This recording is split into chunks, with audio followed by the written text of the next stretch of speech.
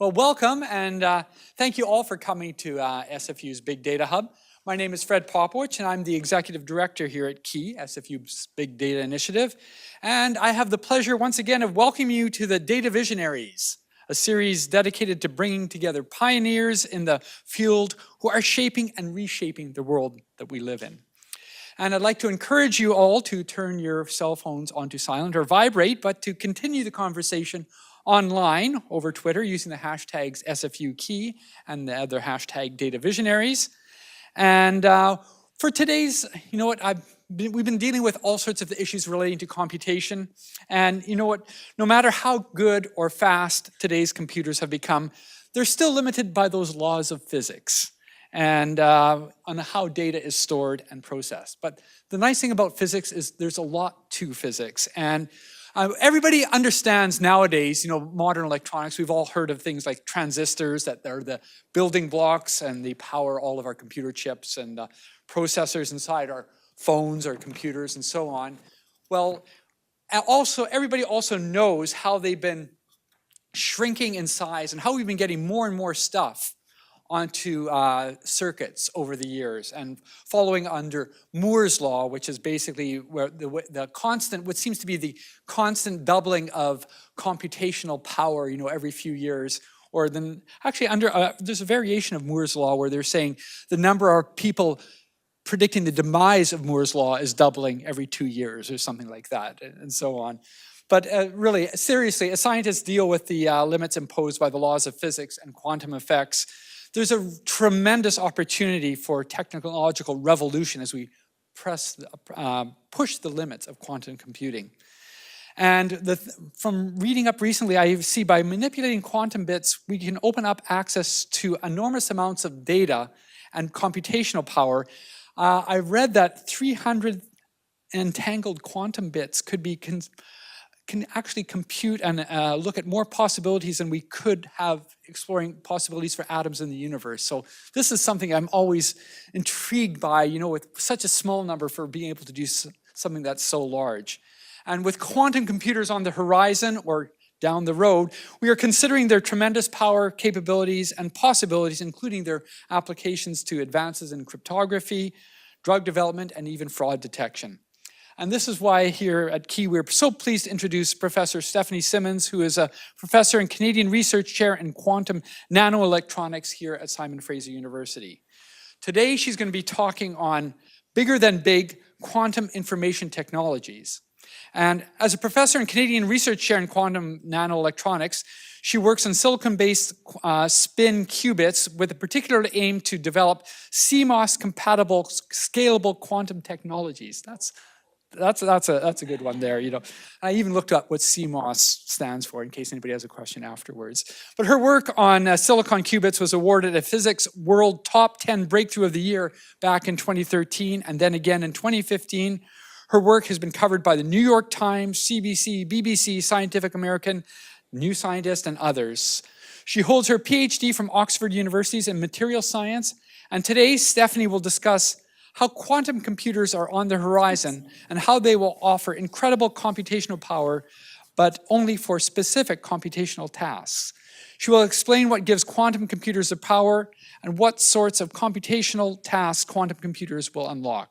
So on behalf of KEY, please join me in welcoming a pioneering big data leader, Stephanie Simmons. Stephanie. Thank you.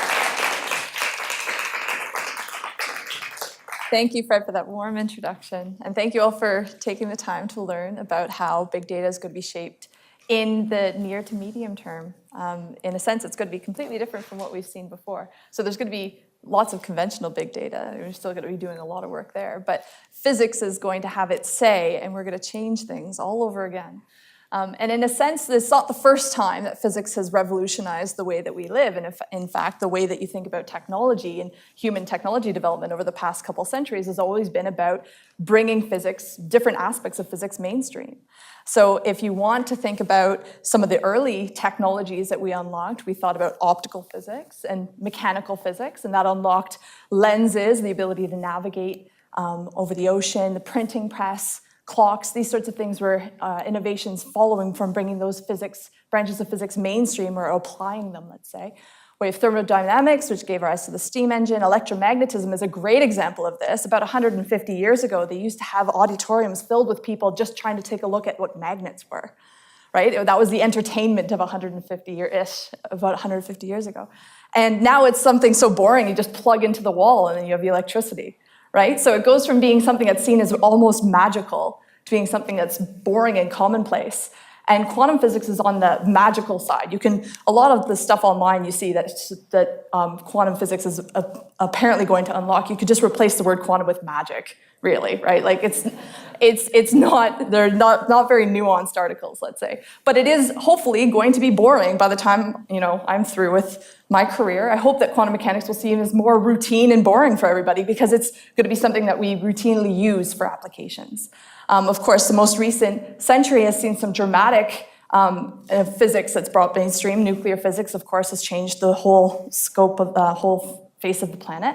And semiconductor physics is the one that's really unlocked what I would call conventional big data or existing big data, in that semiconductors have enabled all of the transistors that we use to process all of the data that we see. And of course, and as was mentioned earlier, physics is what encodes information. Information is physical. It's processed according to physical laws.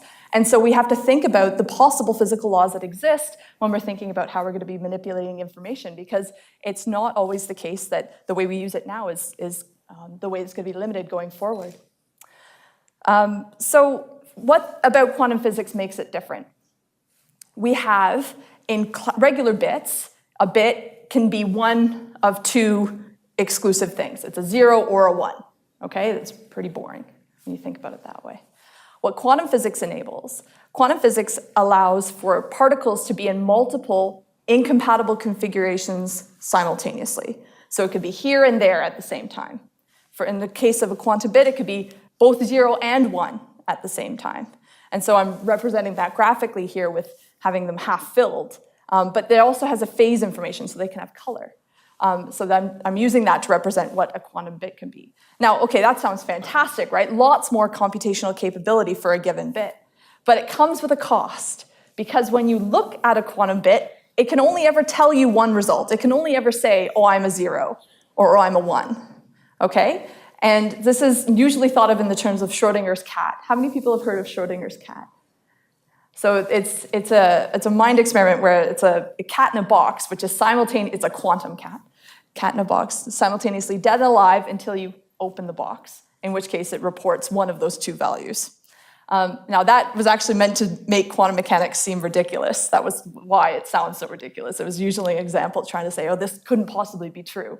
But we see this time and time again at the scale of individual particles, individual electrons, particles of light. All of these things actually behave exactly according to those laws. And it's a very powerful branch of physics. It's very accurate in what it predicts. So we know this happens. We know that it's in multiple configurations at the same time. But how do we harness that for technology?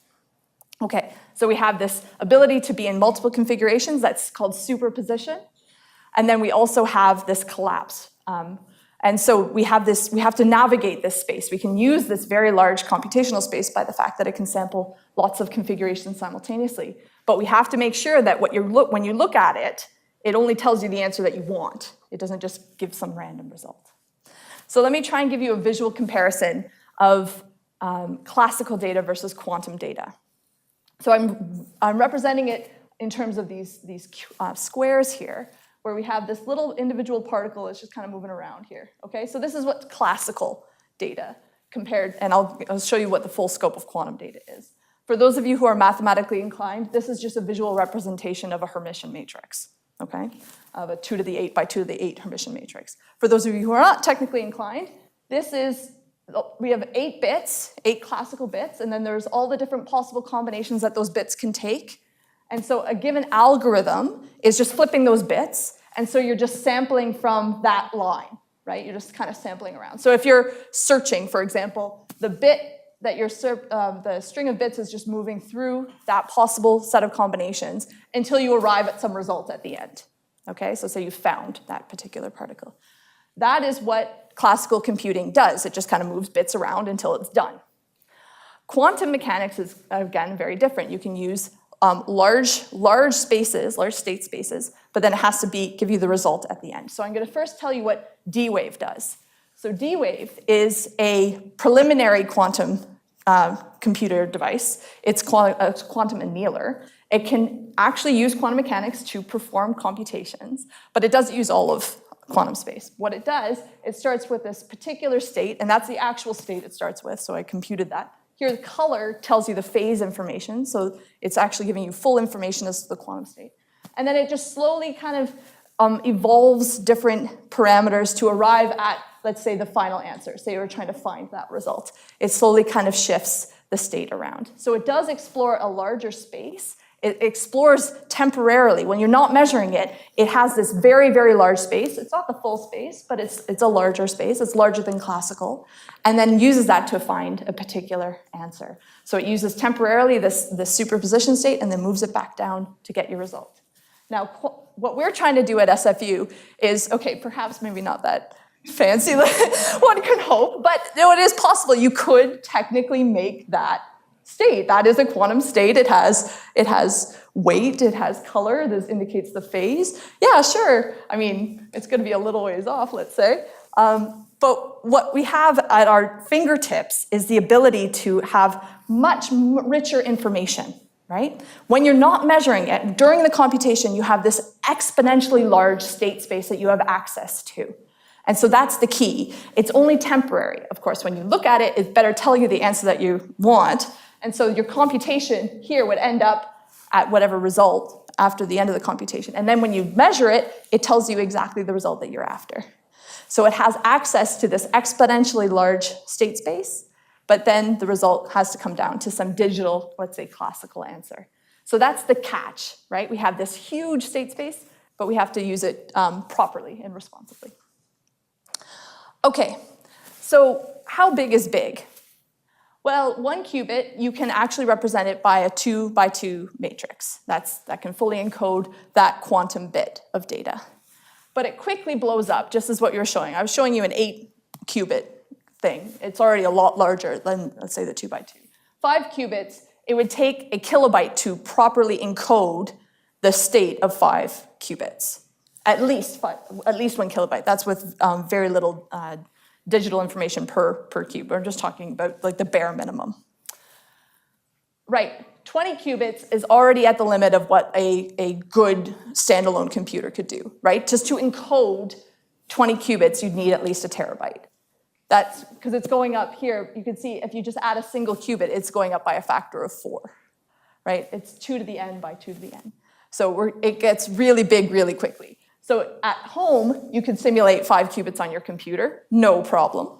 20 qubits is where it starts to get kind of difficult to compute. And so you'll hear, maybe you've heard in the news, some of these quantum computers that are now 20 bits, 30 qubits, 40 qubits, 70 qubits in some of them.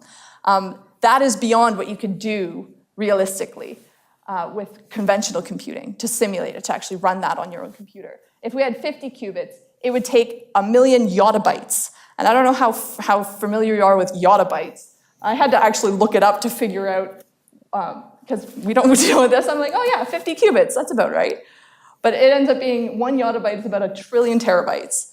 So you wouldn't really try and simulate this using a classical computer. The 50 qubits is often seen as kind of the limit, even with the best conventional supercomputers and clusters. You really, even with all your tricks, you can't really simulate it that well. You'd really want to be running this on ideally a quantum system that has this natively built into it. And 300 qubits was the line that the line from the abstract that kind of reveals the exponential capabilities of this kind of technology. Because to try and encode 300 qubits, if you wanted to do it classically, you would need more bits than there are atoms in the universe. So it goes up pretty quick, right? And you wouldn't, these are problems that, i.e., if there's certain problems that require a certain number of quantum bits, you're never going to try and do that, compute that using classical means. If you had to have more bits than atoms, every single atom in the universe participating in your computation, it doesn't really seem realistic. So a lot of these problems that require that kind of size are actually very natural ones. Because in a sense, chemistry The atoms that work in molecules, they're all quantum objects. They interact with each other according to quantum mechanical rules. And so if you wanted to accurately simulate large chemicals, for example, and you wanted to use all of the richness that quantum mechanics offers, you'd need quantum mechanics to simulate it properly. Because at a certain size, you just can't do it classically anymore.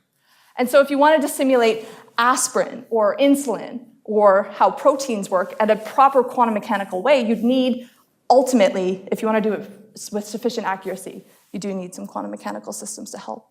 So that's one of the kinds of problems that you have that could be attacked, and I'll tell you more in a moment. But the general trend is just, hey, this is exponential growth. And correspondingly, if we can start harnessing these sorts of systems, we're unlocking exponential capability in terms of computational size. But remember, again, the answer to the question has to go back to a classical thing. So it's not just for free. It has with some caveats you have to play with. So this isn't the first time we've dealt with exponential trends in terms of technological development. One rule, such as Moore's law, is just talking about the size of individual transistors, but it's also been used to describe the number of transistors per chip.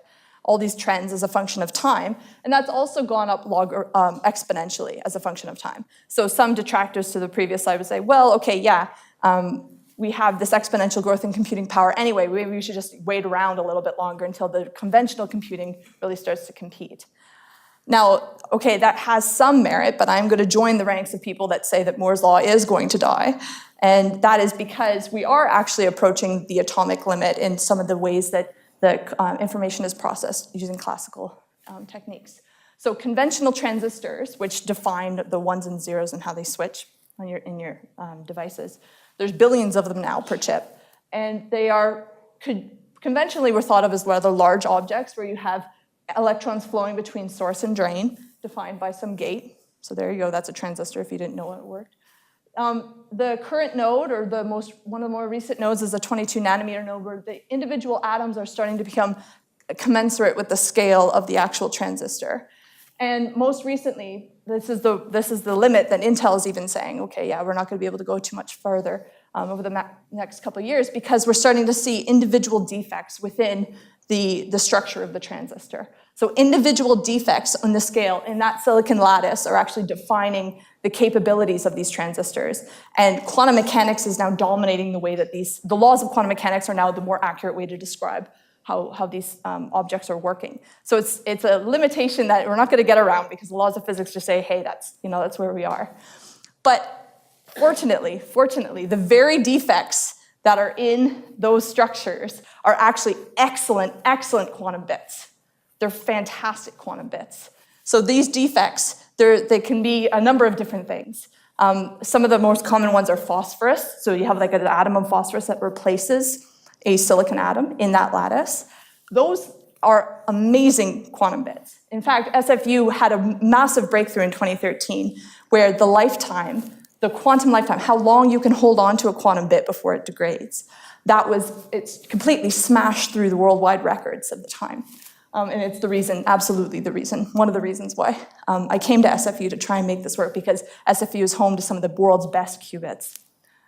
So yeah, we have this great potential because we already have all the infrastructure built up for patterning things in silicon, and it natively holds on to some of the world's best quantum bits. So it's on us to try and assemble these things and try and build large-scale quantum technologies using something that's already patternable, something that's easy to work with. Okay, so what are quantum computers good at? So I kind of told you, I kind of gave you a gist of what we have to look for. We have to look for the sorts of problems that need to make use of large spaces, large data, large big data, but then have answers that can be succinct and concise. And so the sorts of problems you might imagine that fit into that category are things where you're looking for holistic properties of a larger data set. So find out if a large number of things are even or odd, say. Or you can also equivalently rephrase finding needle in a haystack problems, like, oh, what's the telephone number for blah? That can be rephrased in terms of like searching, that sort of thing can be done using quantum systems where you're looking at large data sets to find succinct answers. So you can think about protein dynamics, chemical simulations I already alluded to as being a big winner in terms of quantum simulations. Of course, machine learning, big data, is just one of the applications. Forecasting, optimization, these sorts of problems have efficient exponential speed-ups using quantum systems over classical. Finding needle in a haystack problems, these are other problems that searching is one. You can get a quadratic speed-up with unstructured search. But another one which has some pretty severe ethical implications is the ability to break codes. So code breaking, encryption, breaking RSA encryption in particular, is something that quantum computers have a really good shot at being able to do. And that means that all the encryption that we use, RSA encryption online, suddenly no longer is secure. So that is a big question with this sort of work. And one of the questions that I usually get around this time of the presentation is, well, why are you trying to destroy the internet? And the other question, I'll get to that in a second. The other question I usually get around this time is, well, okay, well, why haven't you built one yet? Okay, well, let me give you a little reason into both of those things. Both of those questions come down to this. This is a quantum cloner. And it is just like a quantum photocopier in that if you had an input qubit and a blank qubit and you ran it through the quantum photocopier, you would get 2 copies of this qubit at the end, okay? This is very important because it can't exist. It's proven to not be constructible. You can't make a quantum cloner. It's called the quantum no cloning theorem. And what that means is there's a whole pile of implications for the way you might want to try and build one of these quantum computers, but it also has implications for information security. So from information security, imagine you had some message that you really wanted to protect, right? You didn't want anybody to know. Now, you can imagine sending that information. If you send it classically, then you could always copy it, right? Somebody could be eavesdropping in and they could copy that information as it's going, right? No matter how you encrypt it, it can always be copied in some sense and then maybe broken. That encryption can be broken using, say, some quantum computer. Now, you can set up, because in a quantum sense you can't copy information, you can set it up such that if you have a quantum channel, a quantum communication channel, you can distribute information across that channel in a way that can't be copied. And then you can use that to encrypt your data. So it's called quantum key distribution. This is a way of encoding unhackably your information because it's encoded in this unclonable quantum information. And so there's a lot more to it than just that. I'm just kind of giving you a high level, but quantum encryption is already viable. You can get quantum encryption to and from satellites. China just put up a satellite, got theirs working. It's limited to a couple 100 kilometers at the moment, but people are working really hard to try and have this globally available quantum key distribution. So good, okay, so we already have a technology that is physically secure. It's not computationally secure, it's physically secure. So now we have something that will withstand whatever amount of hacking. No quantum computer can break that. It's a physical encryption. So great, so we don't need to worry about breaking RSA because we already have something that can encrypt our data much more strongly than RSA ever could. In terms of computing, what does this mean though? Well, error correction is a big deal, especially if you're working on the low-level computing power, right? So errors happen, errors happen in your substrate. So you need to be able to correct for that. And for us, we're not going to be able to do that because the regular majority votes error correction just doesn't work for quantum mechanics because you can't clone information. Here would be you copy it 3 times, and if an error happens, then you just do the majority votes. You can't even do that basic idea for quantum mechanics. So we have this quantum error correction, which does work, but it's a lot harder. So just to kind of run through the story of building a quantum computer is a story about being able to get quantum bits that are good enough to be able to perform quantum error correction. That's the whole story. So we have some really good quantum bits, but it's taken a while to get there. So the original quantum error correction required accuracy levels on the orders of parts per million. This is insanely accurate and a far cry from where the experiments were at the time. Those people in 1997 were incredibly brave. They're like, oh yeah, we could totally build a technology on this. We just need to hit error rates that are,